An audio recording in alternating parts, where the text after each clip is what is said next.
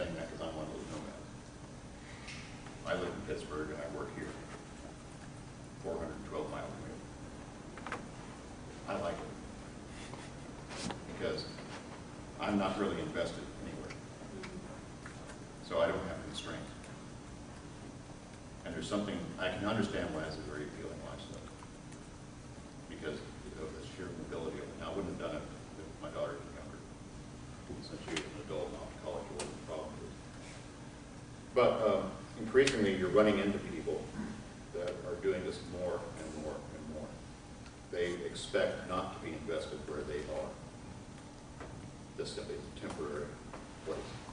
I was reading a column in the newspaper this weekend where this guy is saying basically Paris is now a suburb of London. I live in Paris because it's a lot cheaper, and I take the Eurostar to London every day.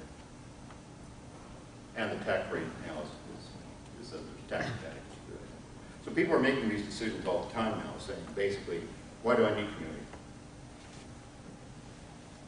And I think and this is where we're going to have board members who will come in and say we need community for the following reason.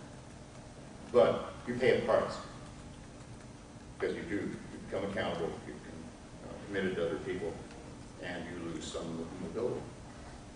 Well, in my experience, it's not so much the question of why do I need community broad stroke, but why do I need face-to-face, in-person community that maintains accountability and is mutual and is reciprocal when I can get this temporary substitute through technology and through mechanisms that don't mandate vulnerability. Like there's when you're texting, when you're chatting, all of that, you've got a wall up and you've got this facade that you can maintain. But yeah, I squeezed you out. I'm sorry about getting back to you. So I was thinking about that I don't think that people are shutting down community. People are kind of clinging to their own mindset of what community is for them. Okay, two things on that is that, and I think you really see this come through in the Gilead and Home series, is that don't idolize community either. Because communities can be insular, mean, nasty places that persecute strangers and people who are not like themselves. Okay, so keep that always in mind. That communities can be good, but there's a downside. Secondly, I think we may be entering a time where we still have a faint memory of what the good of community is, but in a generation or two, there may not even be a memory of that. We may not even realize what we have lost. My question is, you was talking about superiority and support. So if I'm working with my friend and he and I have been in this company for 10 years, and then he gets promoted, what happens to the friendship? It changes. It changes. Sure. I've ever had friends who were promoted, and then suddenly you have to show them a kind of respect that you didn't show in the past. I mean, that's why I'm always afraid my friends are going to get promoted to dean, because then I'll have to. No, I have to respect them. They're great. Yeah, my question is if you can speak louder, it's hard to Oh, okay. from that side. All right. That's pretty much it. That's it? Okay. Yeah, sorry about that. I will try. Yeah, it's kind of hard sometimes to hear Okay. what you say. Just a little louder. All right. I will try to remember. I used to read. Along the lines of friendship and authority, and leading was also back to the mutuality and accountability. It reminds me of actually the sexual ethics training in my conference. They talked about being friends with your parishioners. It's not a friendship like other friendships, because my best friend that I grew up with since kindergarten, I can call her up and complain about my church, and it's not a problem. I can't call up a friend from church and complain about my church. I think that's right, and that's why you've got to. We need to give more attention to exactly what friendship is, and not take it as such a casual way. Now, the reciprocity, mutuality, is a very interesting question, because over time, these things shift. And what happens to the commitment when there is no longer the possibility of reciprocity? I mean, it's very interesting biography, or, yeah, remembrance is Iris Murdoch, you've read, died of Alzheimer's disease. She's a brilliant philosopher. But she only wrote 3 formal books of philosophy. She wrote 24 novels. So, gifted writer, Booker Prize shortlist, 4 or 5 times, Booker Prize. And then she comes out with Alzheimer's. And it is her husband's remembrance of what it was like in that changing relationship, because there cannot be a mutuality anymore. But nonetheless, you're still committed to this person. And one of the most chilling parts of the remembrance was about once a week, he would take her to a place where basically the problem of caring for Alzheimer's is that usually the caretaker died for the patient because it's an exhausting process. So about once a week, he would take her down where they could get some relief. And he was talking with the wife, and her husband was there at the same time with Alzheimer's. And she just looked at him and said, "How's it feel being chained to a corpse?" And that's the thing where we also have to think through, even when there is no possibility of mutuality and reciprocity, what are the moral commitments of the relationship? And like I said, these change over time. Think of the relationship between parents and children, how that shifts. I mean, I've given my daughter certain instructions. I started dressing with pink Bermuda shorts with lime green belt shirts and a big hat with stockings up my knees. She can shoot me. But, I have a question. We were talking about hierarchy Yeah. and authority. yeah, not words we don't use with great regularity here. So I guess I'm just going to throw something out. I'd like you to just kind of comment on it. So we approve of things like hierarchy because if I need surgery, I need to get to a good doctor. Right. What happens when we start talking about who has access to that kind of authority and that kind of power? In the first place, who can even become a doctor? Who has access to the education? You know. Well, I guess the ideal would be that you have certain skills that you've been able to procure, medical schools, make decisions who they admit, and that sort of thing. Does it get played out in the ideal? I doubt it, but I don't know. I don't have any first-hand information on medical education. But it is an interesting question about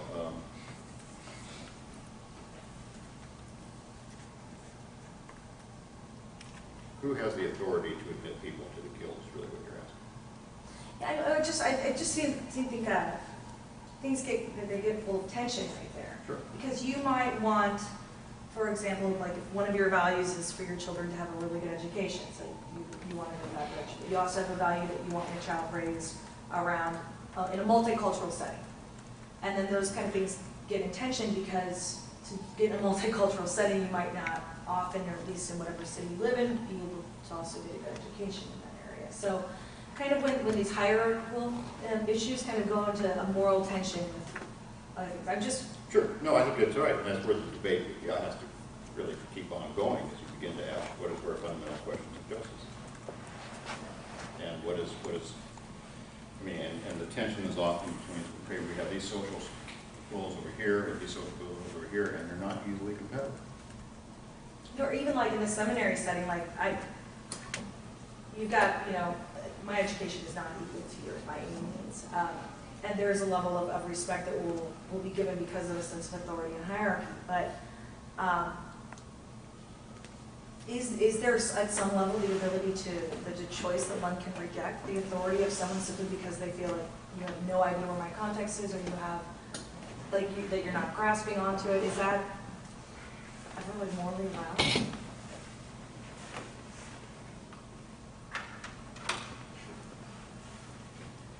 If you're simply exercising private judgment, then no. If you're saying fundamentally appealing to the authority is actually abusing what it was intended to do, then yes. Yeah. So that's a tricky thing. Yeah. I mean, that line doesn't seem like it would be clear at all. But I think the other question you brought up is that another problem we have oftentimes in late modernity is when we have options, we want to say yes to both. Well, remember, every affirmation requires a prior negation. You have to say no to certain things before you can say yes to others.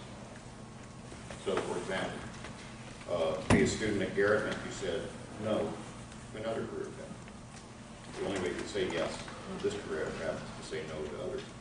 The only way you can say yes to marriage is to say no to singleness. Because I can tell you, it's probably not going to fly if you go home and start saying I want to date other people. It's not going to happen. So it's just it's one of those things where you have to begin to well, maybe it works in your house. But that's the other thing that we're going to be looking at is the necessity to negate in order to affirm.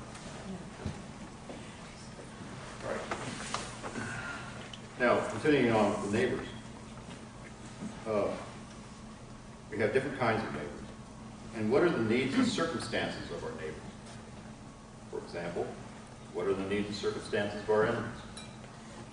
Our friends, the poor, the rich, children, adults.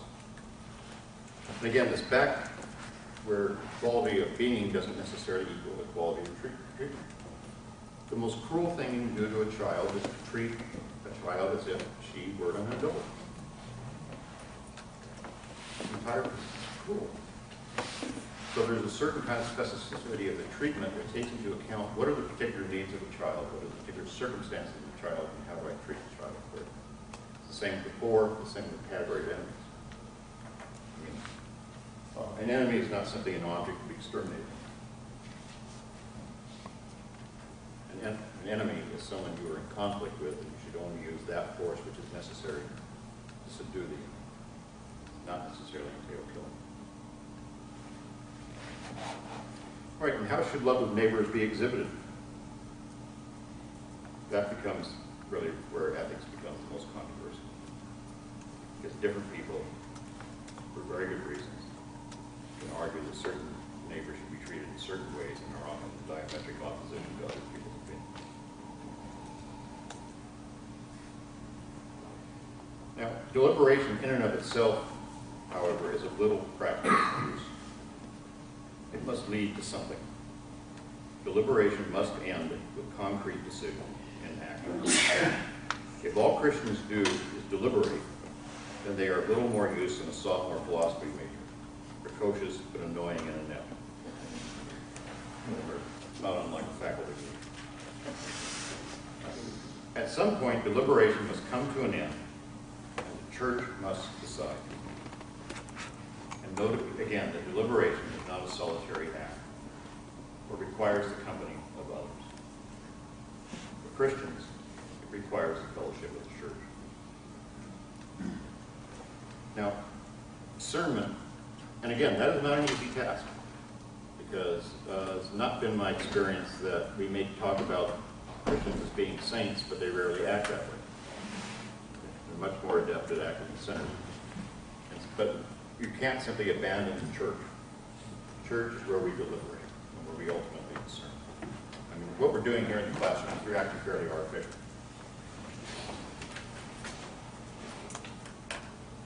Now, discernment is the end of deliberation, the moment when a decision is reached regarding a particular course of action. The church discerns that in obedience to Jesus Christ, it will do this and not that. So, for example, the church must decide whether it will be pacifist or just war. It must decide if poverty is best alleviated through control or free markets. It must decide, and these decisions are enacted through ecclesiastical agencies and, more importantly, secular locations. In other words, I've always been a bit amused when the church says it has to form a new organization to be in the world.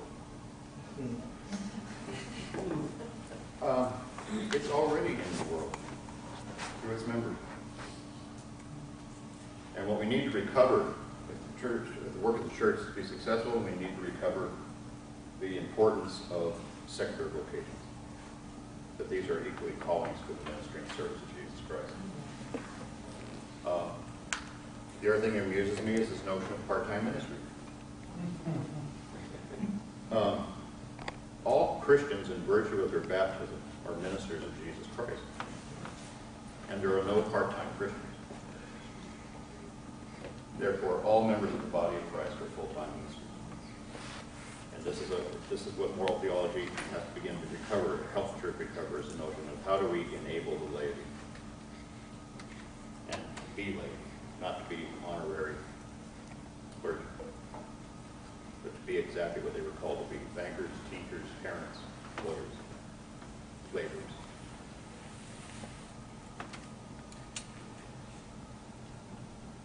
Now, discernment can be unifying, or it can be divisive. It can be edifying, or it can be depressing.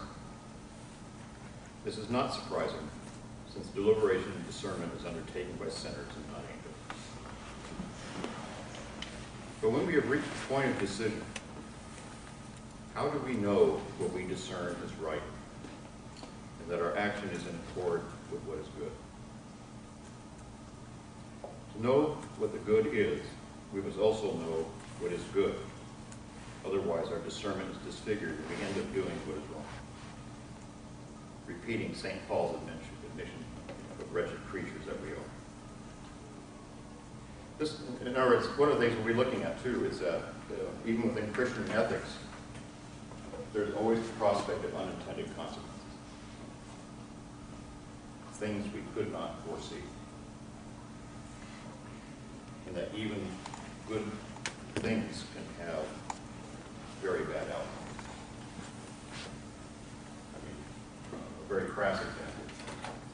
Does anyone know why there is such a shortage of infant organs for transplant?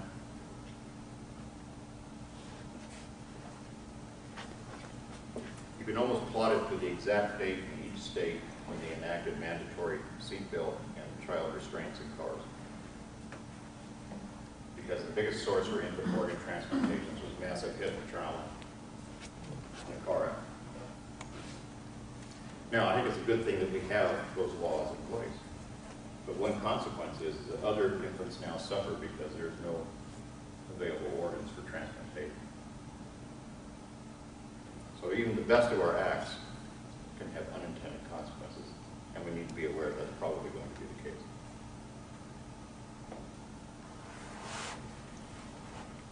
Now, for Christians, correct thinking is important, but it's not enough. Contrary to Nietzsche, Christianity is not Platonism for the masses. To be Christian is not to adopt a philosophy of life, or worse, a lifestyle. By the way, that word was invented by Nietzsche. But to be a disciple of the one who is the way, the truth, and the life. In short, the knowledge that Christians seek makes them wise rather than clever. Otherwise, we are simply Gnostics. It's not that we possess a secret knowledge, but that we seek knowledge which we believe to be true. Now, this is where theology comes in, or more pointedly, orthodox theology. Now, don't be put off or frightened by the O word, little orthodoxy. Orthodoxy simply means correct opinion. To be orthodox represents an attempt to discern the gospel, what is revealed of Jesus Christ as the incarnate Word of God in a truthful manner. It is a very difficult process to undertake. To be correct means that we must determine which beliefs are right and which are not. But since we are dealing with opinion, even the right ones are subject to revision, amendment, and reformation over time. In other words, the difference between orthodoxy and heresy is not that simply one is correct and the other one is entirely wrong. The problem with heresy is that it makes a half-truth into the full truth. therefore distort something which is good. And orthodoxy is simply the attempt to try as best we can to stand in line with tradition, and to really begin to see what that tradition means. In other words, it is to be in fellowship with Christians at all times and in all places.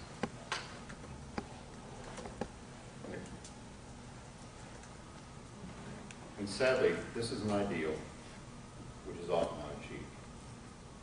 We are really not properly scandalized by the division of the church. It is a terrible thing. And we have little, even conversation when we must divide about the hope of reconciliation in the future. But we are tearing ourselves apart. And it seems to me we're not even saddened by it. Because an important word in our tradition is Catholic, little c, which is universal. And we are diminished as a church when our Catholicity is fragmented.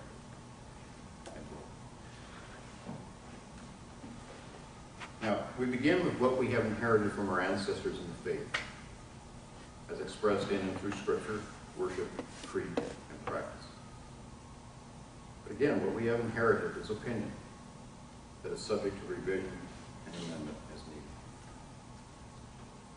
The weight, however, is on those who demonstrate why change is needed.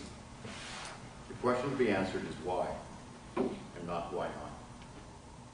I mean, when you think about it, the question of why not means almost anything goes at the end. Why not? For answering the question why, it's a much more difficult.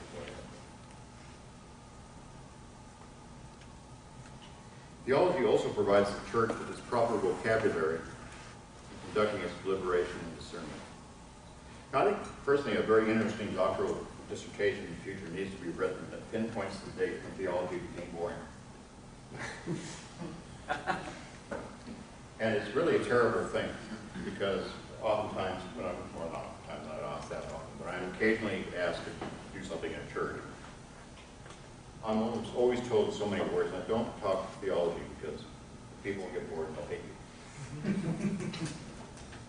And I'm wondering, when did talk about God be considered inappropriate and boring? And yet theology is our proper vocabulary. And again, how do we recover, and I mean this sincerely, the excitement of theology, where it becomes a consuming kind of thing? Something we really want to talk about. Yes? We had a couple people at the church I was raised at who would teach some classes every once in a while, and I think a lot of it is just like kind of how you say it. I think, especially when you come from a church that has like a lot of academics, and then they step into a room of laity and use all of the 4 and 5 syllable words, and then the people don't understand it. You know, so there has to be like an easing into, and I mean, I don't know if I can pinpoint and say that's the point it became boring for everybody, but that's when it became boring for me. It was when I stopped on being able to comprehend what was happening. And that's just from like a layperson perspective. Yeah, and maybe boring is not the right word. I mean, you're right. You can be boring because you're bored. That's one thing. Maybe a more correct word, when did it become irrelevant? That's a great question. And I think Stanley Hauerwas has observed that most Christians live their lives functionally as if they were atheists. The faith makes no difference in their behavior. It makes no difference in how they view the world. And if that continues, then after a while you just have to ask the question, what's the point?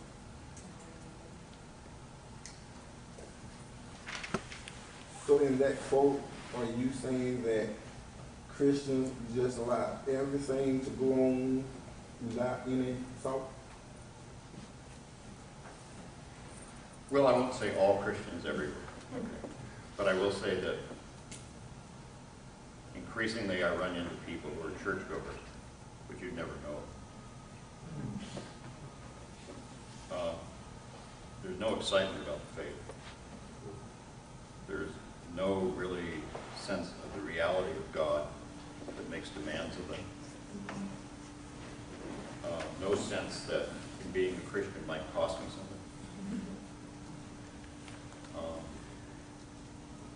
And it's, you know, at that point where I kind of scratch my head and say, well, why ruin your Sunday?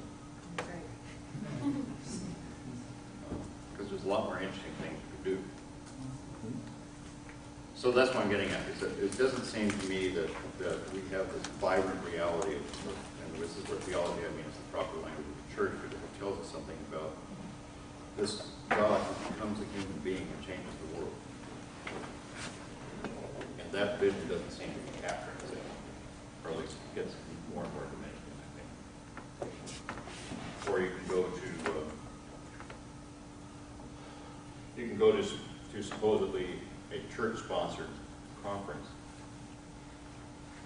and you wonder, how is this any different than anything else I go to? But now, I'm not saying it's everywhere. But what I'm saying is that it seems to me we need to recover the notion of theology as what really shaped our discourse. And all theology is discourse about God. In other words, if you have to wonder where God is, and it's not explicit, then it's not theology. Now, it doesn't mean God has to be in every sentence, but you have to trace the lineage of the argument back to God. And at times, that gets harder and harder to do, even in the church. Yeah. I wonder if some of that, the church didn't lead society in that discourse when we're talking about the fact that there is no discourse between the left and the right. I mean, it's just a shouting match. I can remember 40 years ago, plus, trying to do theology. I mean, we were shouted down. There was, the clergy at that time just told you to sit down and shut up. You don't know what you're talking about. Don't ask those questions. That's not what you're supposed to be doing. And I'm wondering if we didn't lead that, from the left and the right of the Christian spectrum, keep that discussion down. And so we kind of led that model of, you don't know what you're talking about, don't say anything. Well, I mean, if you do that, then you don't know what discourse is. And you also don't know what community is. And you simply don't tell people you don't know what you're talking about. What you say is something have you ever considered, and use the moment to instruct. I realize that now, Yeah. No, I mean, I think that's right. I mean, increasingly we're back to the question, why bother with community is too much hard work. So rather, I mean, because a community, as I understand it, is primarily composed of people that you love but don't necessarily like. I mean, communities and siblings have a lot in common.